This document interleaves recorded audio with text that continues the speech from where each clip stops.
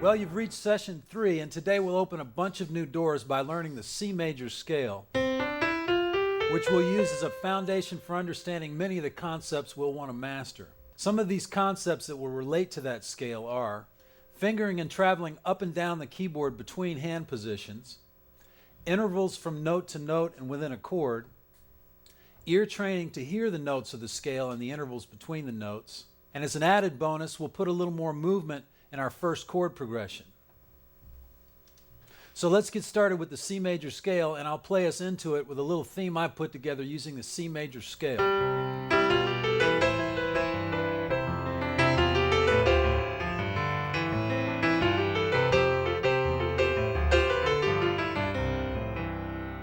Major scales are the foundational building blocks for much of the music that you hear. And major scales can be built off of any of the notes on the piano. The most simple one to play and understand is the C major scale. The C major scale contains 7 pitches going up in steps from any C on the keyboard to the C above or below it. Let's start on middle C, and going up all the white keys, we'll go to the C above it, and then back down. Now we'll go to the C below it, and back up.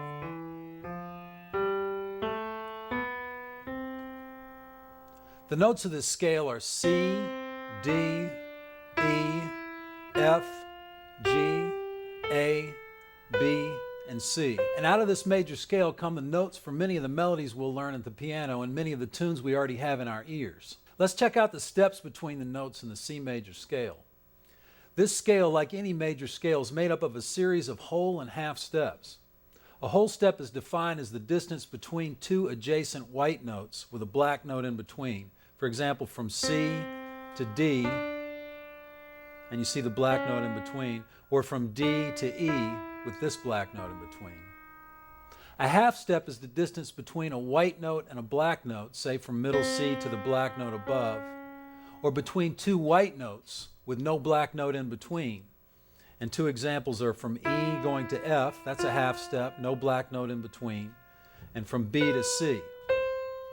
That's a half step with no black note in between. So the major scale is built on a specific pattern of whole and half steps. And this pattern is this.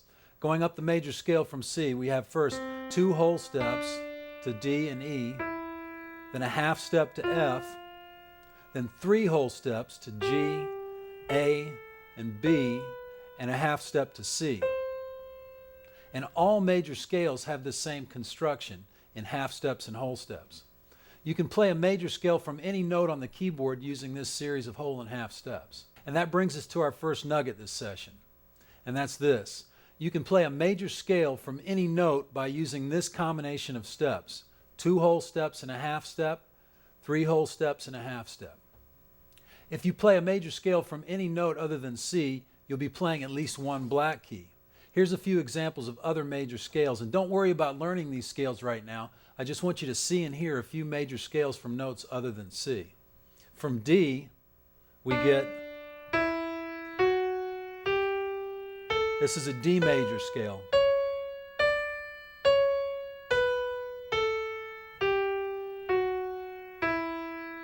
Same whole step, half step relationships as the C major scale, but now we have 2 black notes.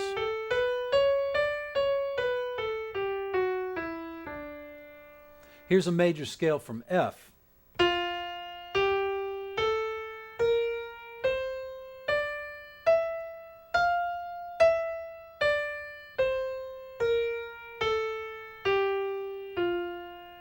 Now here's a major scale from B, and it's going to have all 5 of the black notes in it.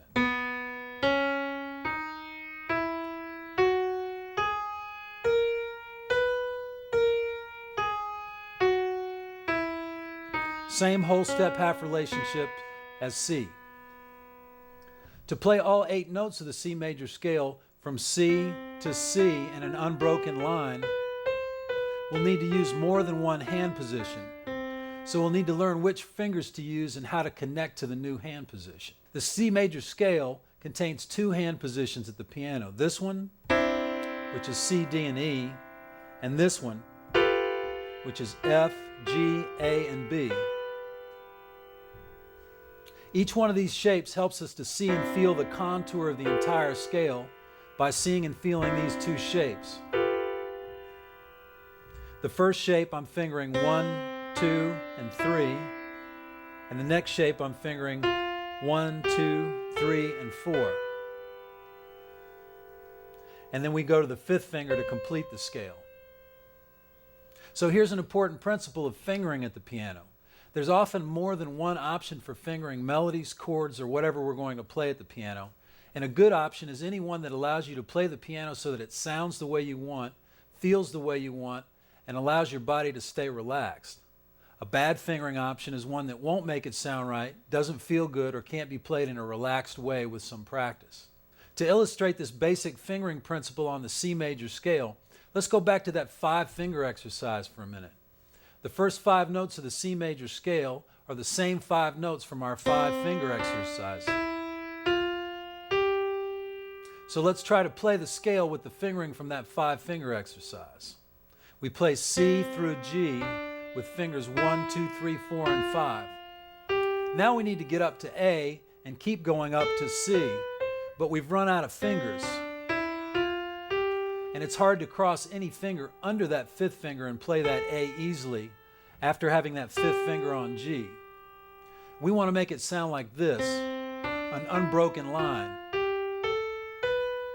We want it to feel good with a maximum efficiency of motion, and we want our hand after we play it to be relaxed and ready to play the next thing to keep the flow going. So here's a fingering that allows us to do that.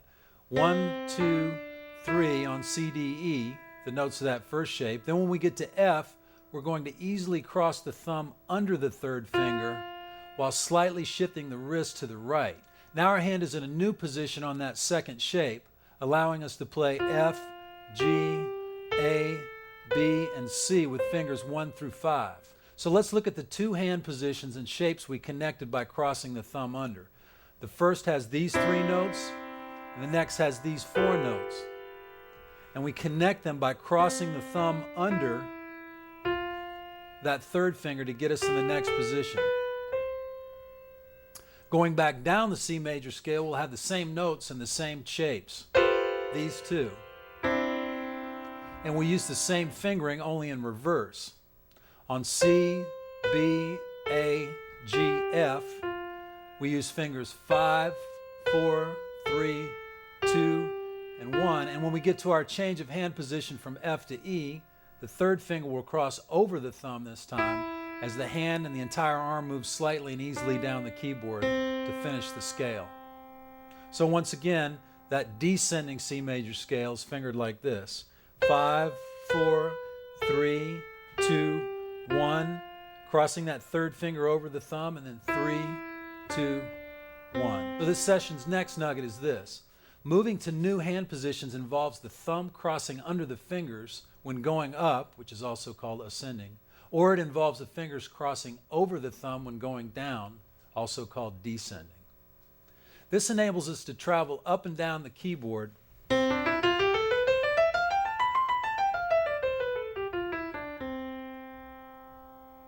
when traveling large distances like this. We'll use muscles farther up the arm to move and gauge the distance to our destination. Learning the physical part of piano playing is much like learning choreography for the fingers, wrists, and entire body. With time and relaxed, methodical practice, you'll learn how to integrate your body into playing the piano. It's a kind of dance. When you're playing efficiently and relaxed and with good fingering, you're more able to make melodies sing, play rhythms that are in the groove, and learn to play things that are at first very challenging. The point of showing you this fingering for the C major scale right now is not so much that you can rip up and down scales. So let's read these notes of the C major scale while we slowly play them up and down. 1, 2, 3, 4.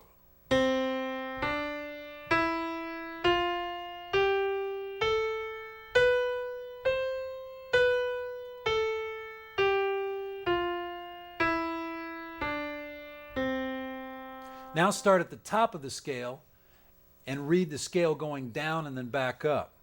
1, 2, 3, 4.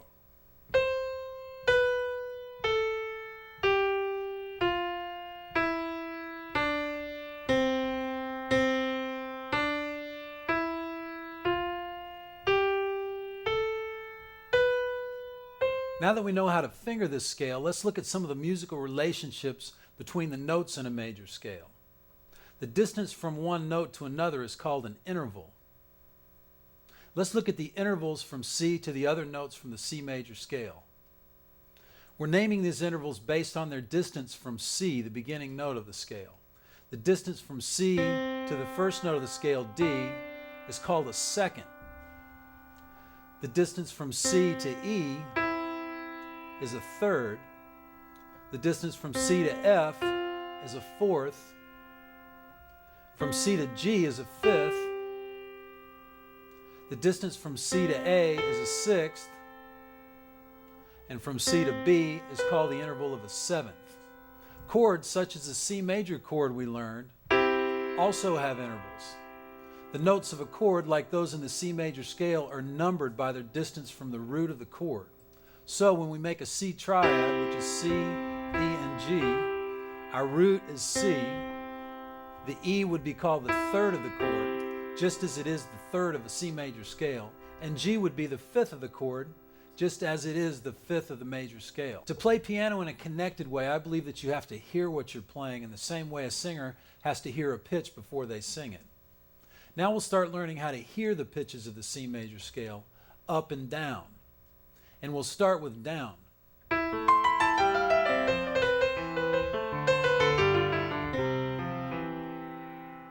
To help us hear the descending C major scale, we use a tried and true Christmas carol written by the famous classical composer G.F. Handel, Joy to the World.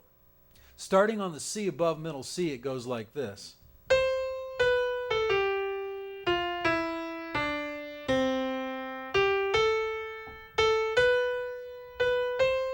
What makes this tune different than simply playing a C major scale going down is the rhythm of the melody.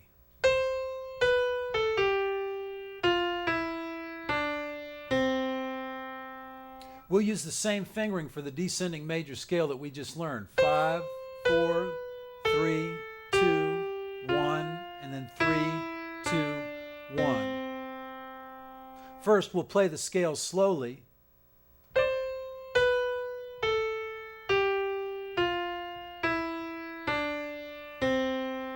Now we'll play the melody to Joy to the World slowly while we sing along with the melody on the vowel ah. I'll count us in and let's play that phrase and sing it together. 1, 2, 3, 4. Ah.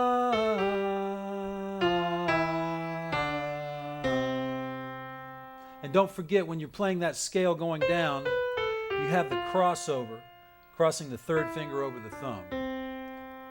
At times during these sessions, I'll ask you to sing or to sing along while you play to help develop your ability to hear what you're playing.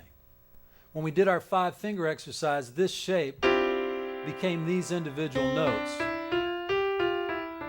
And we approached the C major scale the same way. These two shapes outlined the scale, and then we played the individual notes contained in those shapes. We'll use the same process with Joy to the World. Together, these two shapes make up the first phrase of Joy to the World.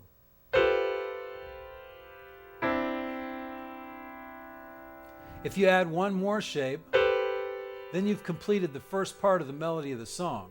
So these two shapes make this melody. And then this third shape outlines the rest of that part of the melody.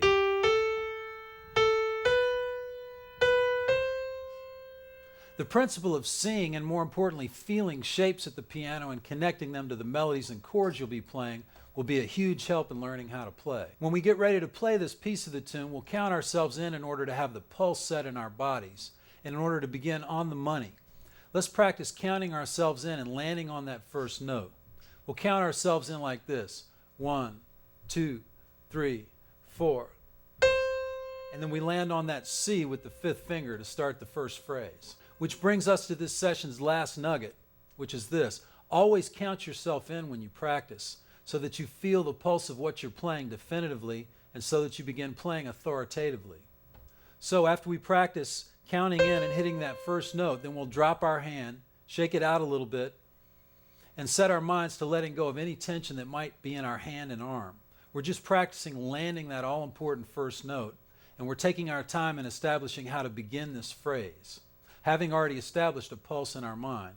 And we're stopping after we practice this thing we're working on to keep ourselves relaxed. So let's take a breath and slowly bring our hand into position, count ourselves in, and begin Joy to the World. 1, 2, 3, 4.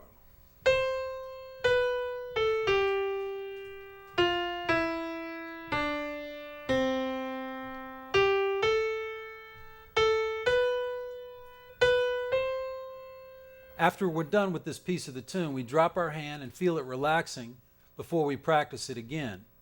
1, 2, 3, 4.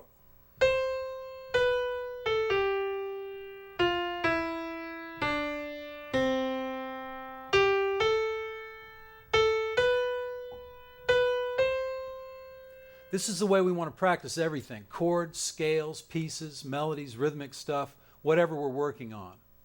We're keeping ourselves focused and relaxed by cleaning the slate and letting go of tension which our body generally produces when faced with an unfamiliar muscle movement, whether we consciously feel tense or not. When you're practicing this piece of Joy to the World, pay special attention to the 2 points where your hand changes position. First, from this F to E, where the third finger crosses over the thumb. Then 3 notes later, when the second finger has to get up to this G to get into that third position. So when you're down on this C trying to get up to that G, get off this middle C and let your wrist and forearm take you into that third position. Rather than being down here and reaching for that G with the second finger. Let your larger muscles do the work to get you there. I use the melody of Joy to the World to represent the descending C major scale because most of us know what the melody sounds like. And we're trying to establish a connection between the melodies that we hear and how to play them on the piano. Now let's take a look at how Joy to the World looks written out in music. I'll play it as the music goes by.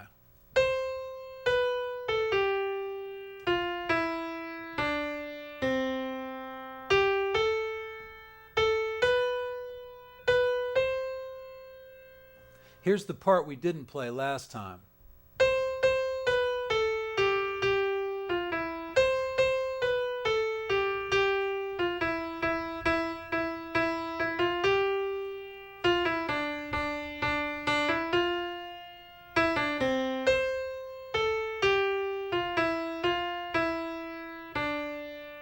We checked out how the descending major scale sounds when we sing it and through the melody to Joy to the World. Now let's check out the ascending major scale. We'll use the syllable ah, and we'll sing along with it as we play it, like this. Ah.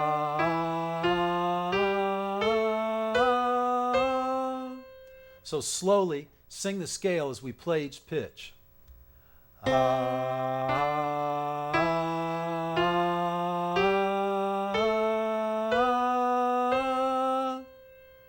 You may notice that there are certain intervals in the scale that are harder to hear than others, and those are the ones that you want to isolate by playing the scale slowly and singing along. So the whole C major scale, once again, singing along with it, goes like this, and we'll slow it down a little bit.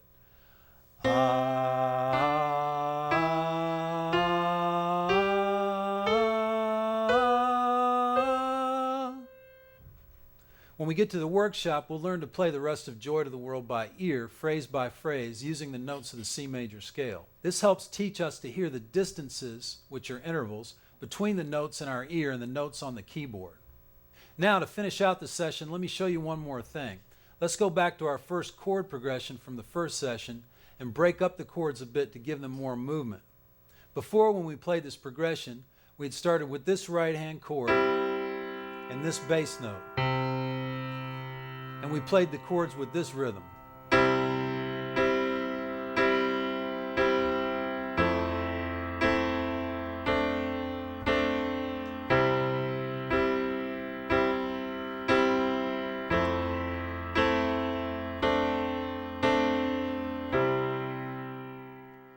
Now let's play the top two notes of the first chord, middle C and E, with fingers 3 and 5, and let's alternate them with the bottom note played by the thumb so that they go back and forth once per beat like this. Let's do the same with the second and third chords. For the second chord, the top two notes stay the same, alternating with the A underneath them, played by the thumb for 2 beats. And then the third chord's top two notes are C and D, played by fingers 3 and 4, alternating with the A played by the thumb for 2 beats. So let's put together all 3 of our chords with the new alternating movement, just the right hand.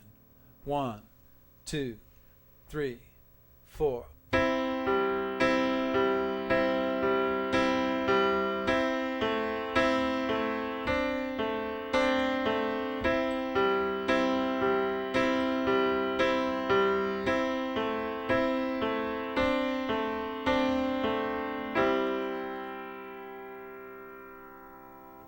Remember to play those back and forth alternating notes as evenly as possible and in time with the pulse we're counting. 2, 3, 4. 1, 2, 3, 4. 1, 2, 3, 4. So drop your right hand now and take a breath, and then we'll add the left hand. Once again, playing this progression twice and resolving it back to the first chord. Remember, our left hand notes were C here with the thumb and F here with the pinky or 5th finger. 1, 2, 3, 4.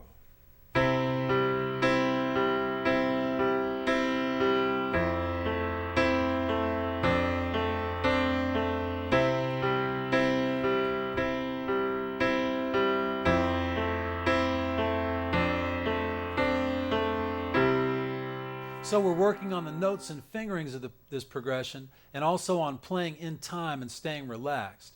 If this tempo is too quick to play in time with and relax into, slow it down. In the sessions to come, we'll be using the metronome to help us gauge how fast to practice things and to help us keep a steady pulse. So we covered a lot of ground this session.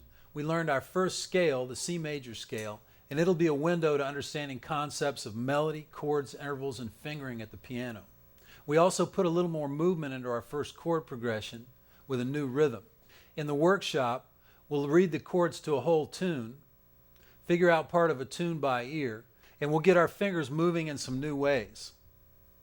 So I'll see you in the workshop.